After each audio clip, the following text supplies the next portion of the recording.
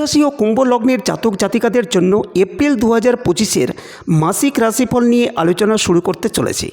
নমস্কার, আমি দেব অ্যাস্ট্রোলজার সুজিত। আমার ইউটিউব চ্যানেলের সকল দর্শকদের প্রণাম জানিয়ে আলোচনা শুরু করছি। আজ আমি আলোচনা করতে চলেছি এপ্রিল 2025-এর মাসিক রাশিফল। এই রাশিফলের মধ্যে আপনারা জানতে পারবেন আপনাদের শরীর স্বাস্থ্য, অর্থ, পরিবার, শিক্ষা, সন্তান, প্রেম, বিবাহিত জীবন, চাকরি ও ব্যবসা, এই সমস্ত বিষয়ে পুঙ্খানুপুঙ্খভাবে বিস্তারিত আলোচনা করব এবং সেই সাথে জানতে পারবেন এপ্রিল মাসের মহা উপায় ও বাস্তু টিপস। তাই আপনাদের অনুরোধ করব ভিডিওটি শেষ পর্যন্ত শুনবেন। আমার এই আলোচনা সম্পূর্ণ গ্রহদের গোচর ফল অনুসারে, তাই মূল আলোচনায় প্রবেশ করার আগে আপনাদের কাছে ছোট্ট একটি অনুরোধ করব। সেটি হলো, আমার চ্যানেলে প্রথম হয়ে থাকলে চ্যানেলটিকে সাবস্ক্রাইব করবেন এবং পাশের বেলটিকে ক্লিক করবেন। সর্বশেষে বলবো ভিডিওটিতে লাইক করে মূল আলোচনায় প্রবেশ করবেন। প্রথমেই এক ঝলকে গ্রহদের অবস্থান জেনে নেওয়া যাক। কুম্ভ রাশির সাপেক্ষে দ্বিতীয় স্থানে শনি, রবি, বুধ, শুক্র এবং রাহু অবস্থান করছে। তবে রবি 14 তারিখে মেষ রাশিতে প্রবেশ করবেন এবং সেখানে রবি উচ্চস্থ থাকবেন। বৃহস্পতি চতুর্থ স্থানে মার্গী অবস্থায় রয়েছে। মঙ্গল পঞ্চম স্থানে থাকলেও 3 তারিখে কর্কট রাশিতে গিয়ে নিচস্থ হবেন। আর অষ্টম স্থানে কেতু অবস্থান করছে। এই হচ্ছে 9টি গ্রহের অবস্থান। চলুন প্রথমেই জেনে নেওয়া যাক শরীর স্বাস্থ্য কেমন যাবে। 1 তারিখ থেকে 7 তারিখ পুরো এক সপ্তাহের মধ্যে কুম্ভ রাশির জাতক জাতিকাদের শ্বাসকষ্ট দেখা দিতে পারে। অ্যাসিডিটি, হজমের সমস্যা, মানসিক চাপ, টেনশন, স্ট্রেস, ডিপ্রেশন বাড়তে পারে। এই সময়ে টিভি, মোবাইল যত কম দেখবেন ততই ভালো হবে।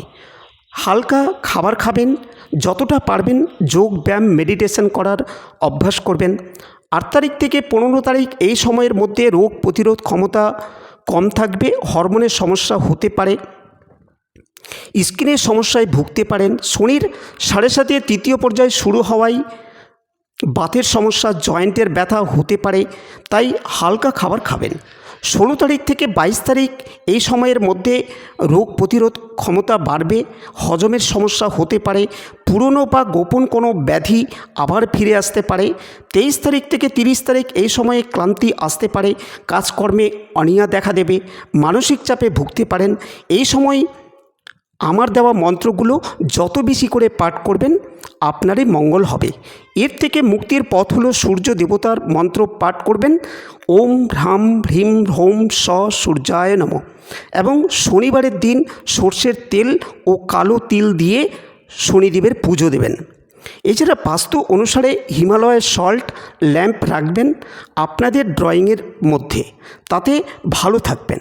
মানসিক চাপ কমানোর জন্য উত্তর পূর্ব কোণে রোজ কোয়ার্টস রাখবেন, এতে মানসিক চাপ অনেকটাই কম হবে। আর শরীর স্বাস্থ্য ভালো রাখতে হলে নীল, সাদা ও সবুজ রঙের বস্ত্র পরিধান করবেন। এবারে অর্থভাগ্য সম্বন্ধে আলোচনা করব। দ্বিতীয় স্থানের অধিপতি চতুর্থ স্থানে থাকার কারণে পরিবার সংক্রান্ত খরচ বাড়তে পারে। দীর্ঘদিনের পুরনো ইনভেস্টের ক্ষেত্রে লাভ পেতে পারেন। দ্বিতীয় স্থানে রাহু থাকার কারণে কখনো ইনকাম হবে ভালো, আবার কখনো নাও হতে পারে, কিন্তু ব্যয় বৃদ্ধি বাড়বে। শেয়ার থেকে দূরে থাকবেন, তবে 12 তারিখের আগে কোনো লাক্সারি জিনিসপত্র কেনাকাটার থেকে দূরে থাকতে হবে। তবে 14 তারিখের পরে ইনকামের ক্ষেত্রে নতুন নতুন রাস্তা খুলে যাবে। সেই সময়ের পর থেকে কোথাও ঋণ বা লোন থাকলে সেটা পরিশোধ করার রাস্তা পাবেন। নতুন কোনো ঋণ বা লোন এই সময় নিতে যাবেন না, আগে শোধ করুন, তারপর লোন নেওয়ার চিন্তাভাবনা করবেন। যারা রিয়েল এস্টেট ব্যবসা বাণিজ্যের সাথে যুক্ত আছেন তাদের ক্ষেত্রে অর্থপ্রাপ্তি হতে পারে। আর্থিক উন্নতি করার জন্য আপনার বাড়ির উত্তর পূর্ব দিকে সবসময় পরিষ্কার পরিচ্ছন্ন রাখবেন। এবারে পরিবার ভাগ্য সম্বন্ধে আলোচনা শুরু করছি। আপনার সাথে পিতামাতার সুসম্পর্ক বজায় থাকবে এবং তাদের কাছ থেকে অনেক রকম পরামর্শ পাবেন। এই মাসে আর্থিক ও সম্পত্তি নিয়ে মলমালিন্য হওয়ার যোগ থাকছে। তবে 14 তারিখের পরে পারিবারিক সম্পর্ক খারাপ হয়ে থাকলে ভালো হবে। সেই সময় পিতামাতার কাছ থেকে আর্থিক বিষয়ে কোনো লাভ পেতে পারেন। তাছাড়া পিতামাতার শরীর স্বাস্থ্য নিয়ে কিছুটা উদ্বেগ বাড়তে পারে, হাই ব্লাড প্রেশার বাড়তে পারে, ছোট ভাই বোনের সাথে মতবিরোধ হতে পারে। আর যাদের দাদা বা দিদি রয়েছেন তাদের সঙ্গে আর্থিক বিষয় নিয়ে মতানৈক্য তৈরি হতে পারে। পুরনো সমস্যা নতুন করে মাথাচাড়া দিতে পারে, তাই সে ব্যাপারে খুব সাবধানে থাকতে হবে।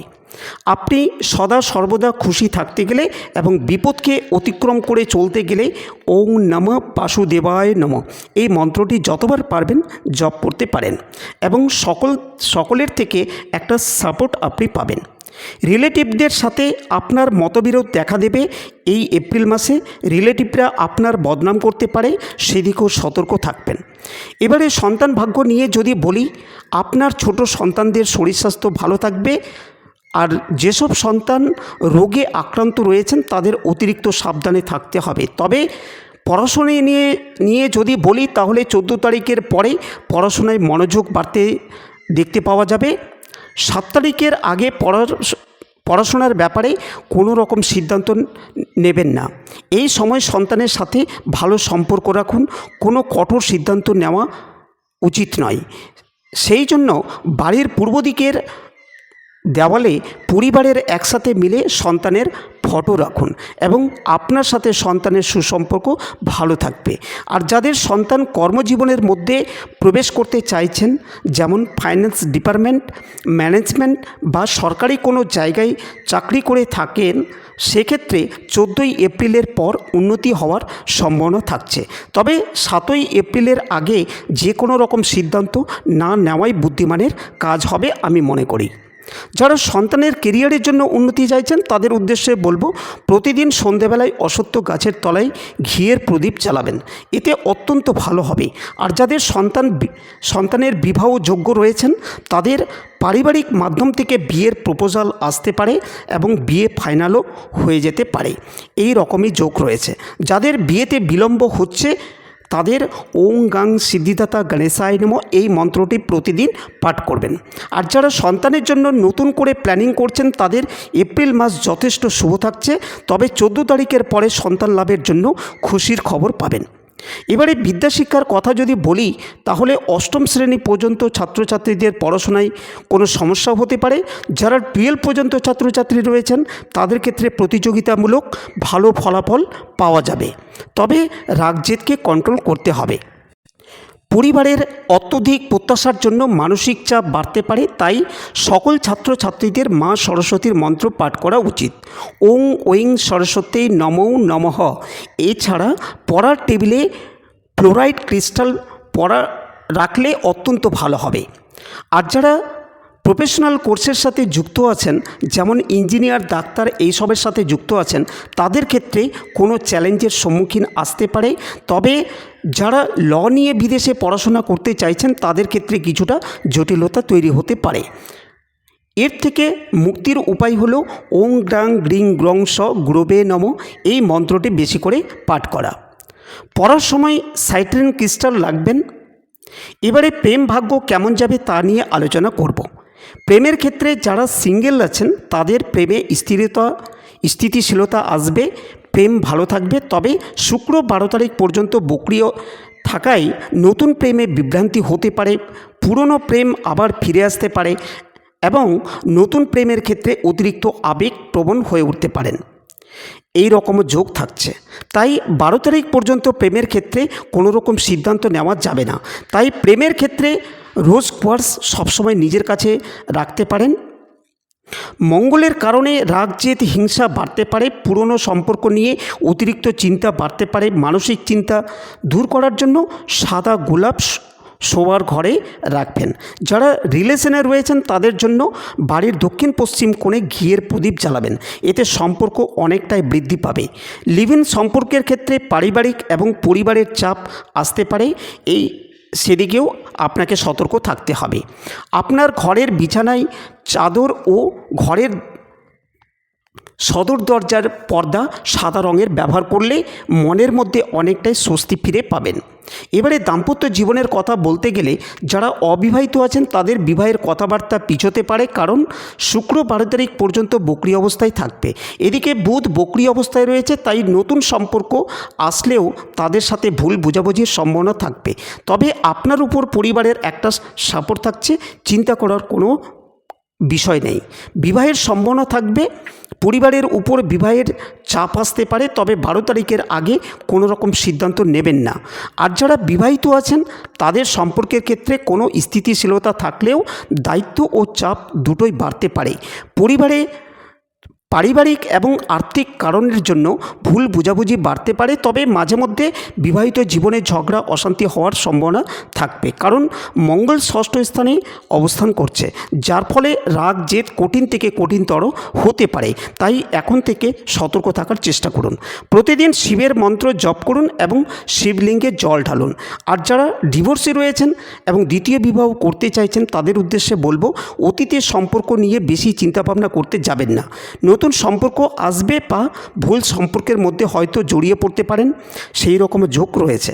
তাই নিজের সিদ্ধান্ত ঠিক রাখার জন্য এমেথিস্ট ক্রিস্টাল নিজের কাছে রাখুন।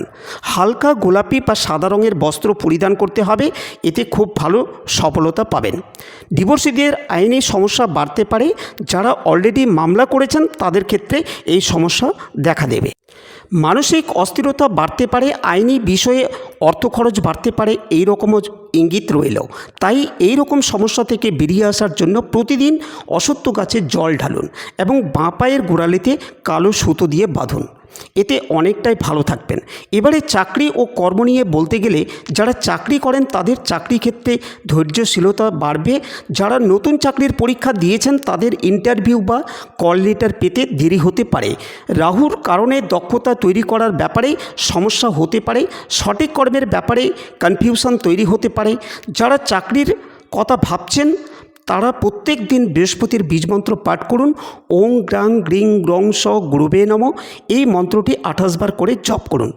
গণেশের বীজমন্ত্র পাঠ করবেন, তাতে চাকরি পাওয়ার ক্ষেত্রে সহজ হবে। আর যারা বেসরকারি চাকরি করছেন তাদের 14 তারিখের পরে বেতন বাড়তে পারে এবং স্বীকৃতিও পেতে পারেন। কর্মক্ষেত্রে বিবাদ হতে পারে, সেটা মঙ্গলের কারণেই হবে। ঊর্ধ্বতন বা সহকর্মীর সাথে ভুল বোঝাবুঝি তৈরি হতে পারে, তাই পদোন্নতি বা বেতন নাও বাড়তে পারে। তাই সেই বিষয়ে এখন থেকে অ্যাভয়েড করে চলুন। আপনার কর্মস্থলের জায়গায় পাইরেট ক্রিস্টাল রাখবেন, এতে অশান্তি কম থাকবে। সোমবারের দিন নীল রঙের পোশাককে অ্যাভয়েড করবেন। প্রতিদিন সূর্যের বীজমন্ত্র পাঠ করবেন। যারা কর্পোরেট সেক্টরে চাকরি করেন তাদের ক্ষেত্রে নতুন কন্ট্যাক্ট হাতে আসতে পারে এবং ডিল ফাইনালও হতে পারে। শনি দ্বিতীয় স্থানে থাকার কারণে মানসিক চাপ বাড়তে পারে, বেতন বা ইনক্রিমেন্ট লেটে হতে পারে, হঠাৎ কর্মস্থলে পরিবর্তন হতে পারে, প্রশাসনিক জটিলতার মধ্যে পড়তে পারেন। তাই প্রত্যেক দিন মানসিক চাপ কমাতে সন্ধেবেলা করে অশ্বত্থ গাছের তলায় সর্ষের তেলের প্রদীপ জ্বালাবেন এবং 12 তারিখ পর্যন্ত সতর্ক থাকুন। এই সময় কোনো রকম ঝুট ঝামেলা করবেন না। যারা সরকারি চাকরি করেন তাদের দায়িত্ব বৃদ্ধি পাবে। 14 তারিখের পরে পদোন্নতির সম্ভাবনা থাকছে। কেন্দ্রীয় সরকারি কর্মচারীদের ক্ষেত্রে লং টাইম ধরে পরিবর্তন নিয়ে আসবে, কারণ এই পরিবর্তন হচ্ছে বৃহস্পতির মাধ্যম দিয়ে, দায়িত্ব বৃদ্ধি পাবে। এবারে যারা ব্যবসা বাণিজ্য করেন তাদের কথা বলতে গেলে, ক্ষুদ্র ও মাঝারি ব্যবসায়ীদের সরকারি কোনো প্রজেক্টের মাধ্যম দিয়ে লাভ পেতে পারেন, তবে রোজগার বা মূলধন কিছুটা কম হতে পারে। ব্যবসায়ী কম্পিটিশন বাড়তে পারে। যারা সরকারি ডিজিটালের মাধ্যমে রয়েছেন তাদের ব্যবসার সম্প্রসারণ হতে পারে। যারা স্টার্টআপ রয়েছেন, investor, venture capital, technology oriental ব্যবসার সাথে যুক্ত আছেন তাদের ক্ষেত্রে ভালো হবে। আর যারা বড় শিল্পপতি রয়েছেন তাদের ক্ষেত্রে মাল্টি প্রজেক্টের ক্ষেত্রে কিছুটা সমস্যা আসতে পারে, সেটা রাজনৈতিক কারণের মধ্য দিয়ে সমস্যা আসার সম্ভাবনা থাকছে। কুম্ভ রাশি ও কুম্ভ লগ্ন নিয়ে আমার এই আলোচনা আপনাদের ভালো লাগলে অন্যদের কাছে শেয়ার করবেন। আর যারা এখনও পর্যন্ত আমার চ্যানেলটিকে সাবস্ক্রাইব করেননি তাদের কাছে আমার অনুরোধ, এখনই চ্যানেলটিকে সাবস্ক্রাইব করুন এবং পাশে থাকা বেলটিকে প্রেস করবেন। এছাড়া আপনাদের পরিবারে কোনো রকম সমস্যা থাকলে আমার বুকিং নাম্বারে কল করে বুকিং করুন। আমার আলোচনাটি এখানে সমাপ্ত হলো। আপনারা ভালো থাকুন, ধন্যবাদ।